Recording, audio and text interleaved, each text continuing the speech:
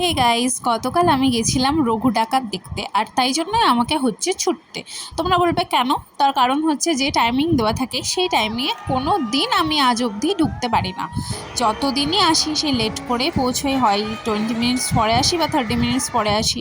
এই জন্য মুভির ফার্স্টের দিকে সব সিনগুলোই আমরা মিস করে যাই, বাট আজকে আমরা কিন্তু এই রেকর্ডটা ভেঙে দিয়েছি। এই রাজা, কি নিয়ে আসলি আমার জন্য?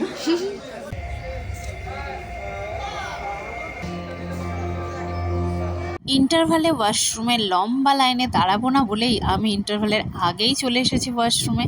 আর এখানে সেই সুযোগেই দেখো কিছু ফটোস আর ভিডিওস ক্লিকও করে নিয়েছি। কোনো ক্রাউড ছিল না, তাই খুব পিসফুল লাগছিল। তো তারপর আবার আমি চলে আসলাম সিনেমা হলের মধ্যে, আর এখানে দেখো রোম্যান্টিক সিনগুলো স্টার্ট হয়ে গেছে, যেটা দেখতে বেশ ভালোই লাগছিল। তারপর কিছুক্ষণ পর ফাইনালি ইন্টারভাল হলো। হাউসফুল শো ছিল, তোমরা ক্রাউডটা দেখে বুঝতে পারছো।